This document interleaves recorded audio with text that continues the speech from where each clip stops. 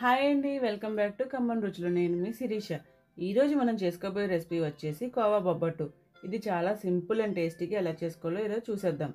ముందుగా ఒక mixing bowl తీసుకొని అందులో 2 కప్పుల మైదా వేసుకోవాలి. ఇప్పుడు ఇందులోనే 2 టేబుల్ స్పూన్ నెయ్యి వేసుకొని అలాగే చిటికెడు ఉప్పు కూడా వేసుకొని బాగా కలుపుకోవాలి.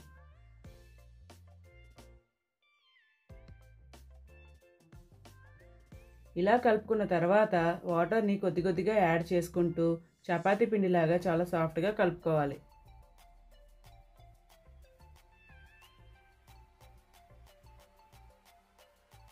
ఇలా కలుపుకున్న తర్వాత నెయ్యి వేసుకొని ఒక 10 నిమిషాల పాటు నానబెట్టుకొని పక్కన పెట్టుకోండి. ఇప్పుడు కోవాని ప్రిపేర్ చేసుకుందాం. ఇప్పుడు ఒక మిక్సింగ్ బౌల్ తీసుకొని 1 కప్పు పచ్చి కోవా తురుము వేసుకోవాలి.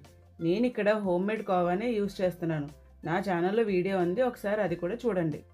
ఇప్పుడు ఇందులోనే 1 కప్పు షుగర్ పౌడర్ వేసుకొని మనకి ఈ విధంగా అయ్యేలాగా బాగా కలుపుకొని పక్కన పెట్టుకోవాలి.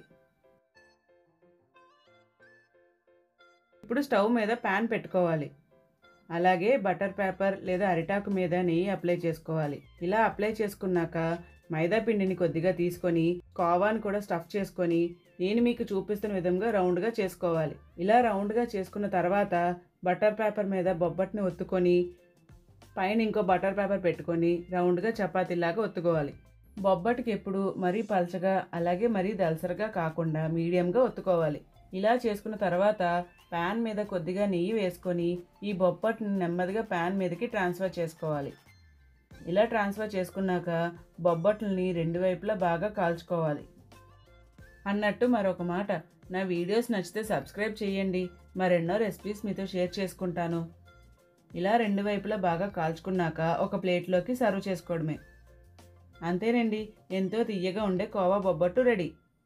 ఇది మీరు ట్రై చేసిన తర్వాత ఎలా వచ్చిందో నా కామెంట్ బాక్స్లో కామెంట్ చేయడం మర్చిపోకండి. అమ్మ వంట నచ్చితే లైక్ చేయండి, షేర్ చేయండి, కమెంట్ చేయండి, దాంతో చేయండి.